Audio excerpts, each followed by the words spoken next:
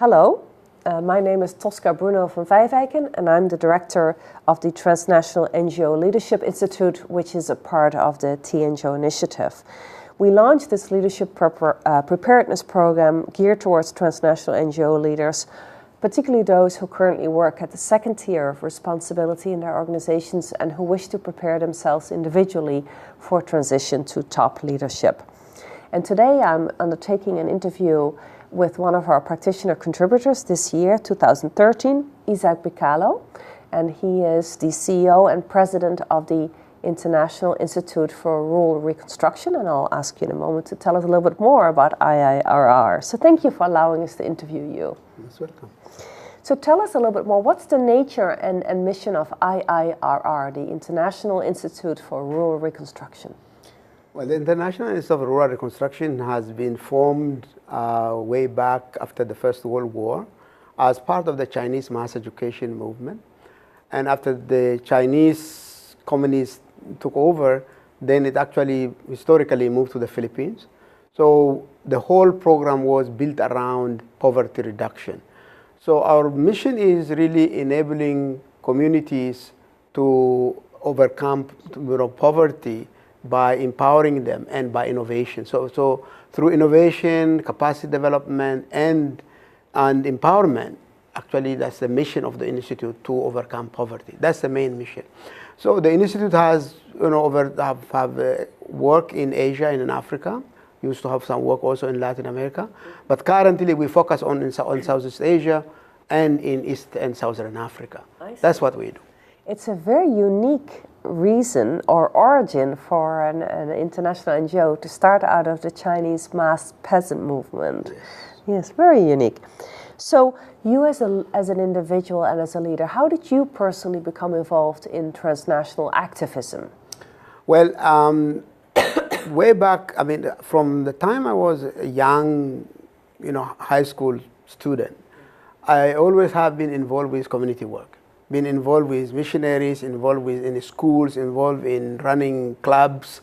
So I've always been part of my it's kind of run into my genes that I always been involved in community work. Mm-hmm. So, and then through, I was invited by the Institute way back in 1989 to join as a team that will work in Africa, with Africa team. So I started working with them. For 5 years, I was in the Philippines at their headquarters. And then after 5 years, they say the work in Africa have a lot of potentials and a lot of growth is being, kind of demonstrated. So could I go and start the work in Africa? So in 1995, I actually moved to Africa and started setting up the Africa program. Mm-hmm. From basically one person, no office, working with partners. And so I worked with the Institute now almost like 22 years. That's very interesting. Yeah. And you also have a PhD in organizational development.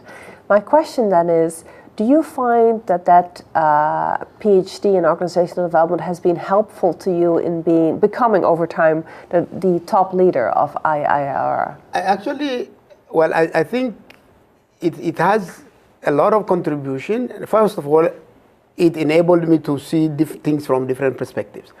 It enabled me to look at organizations from a practical point of view.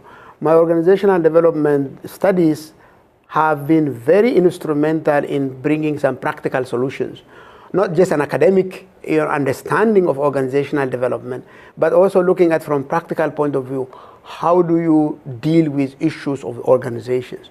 So while even before I became a CEO, I used to deal with African issue because I was a director for Africa program. So I used the various tools that I have learned and translated that into a more practical ways of solving organizational problems. I see. And that definitely gave me a stepping stone and gave me the confidence that I can actually lead an organization. I see. Yeah. It almost makes me smile what you just said, because some people who gain a PhD would not say that one of the skills they learn in a PhD is practical issues, but you very much emphasize that. It's all how you translate it. I think everybody, if given opportunity, can translate what they learn in academia from research and then try to, and I think that seems to be a biggest challenge because most people get academic experience, get a degree, PhD, but then will not be able to, they can apply it in academic context, but may have challenges to actually translate it into a more practical work setting. They certainly, that's certainly possible. So from your personal experience, the way you transitioned from a second tier of responsibility, probably by the time you set up the Africa program, to being the CEO and president of IIR with about 100 staff, you told me before? Yes. What to you is distinct about being a CEO or president that's really distinct about being a top leader that you didn't really need to know and be and do at the second tier of responsibility? I think first of all, you know, when you are in the second tier, you do not have that burden of that you are fully and wholly responsible for an organization. So when you take this role, you also assume and take that burden that, you know, you have the burden to make this organization function the way the public expects it, the way the board expects it, the way the staff expects it.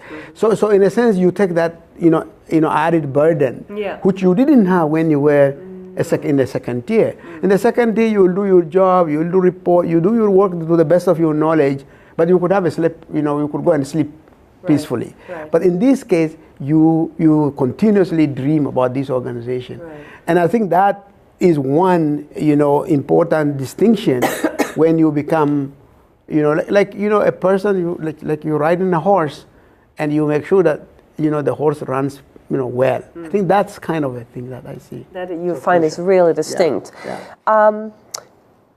Let me ask you two last quick questions before we run out of time. First of all, to what extent how is IIRR facing with leadership succession and transition issues? I think it is a serious challenge. Number one, we are not a large organization, in which case you don't have a lot of prospects for people to move vertically and also to move horizontally. So when you have a smaller organization, the challenges of transition is much harder. Secondly, we are also faced with, staff who do not see themselves moving in the ladder, reaching to that level of, senior level or moving into the transition of leadership because, the mobility of the staff is fairly huge. Especially there's a lot of mobility of staff, and especially when you are a smaller organization, the chances of staff moving is much faster than the other. So while IRR have some, caliber of staff who stayed and continue to stay, but I think to build that in a more robust way was a kind of a challenge. But we are dealing with it in a sense that we are investing on some staff to assume responsibility, the vision that they can actually be part of it. I think one important part of IRR's advantage is kind of like almost, it's not a religion, but it's kind of people feel like this is what we need to do.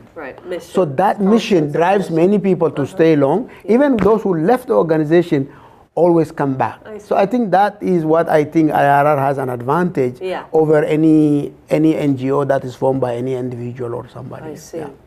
And then my last question is, you have been an important contributor to this year's Leadership Institute.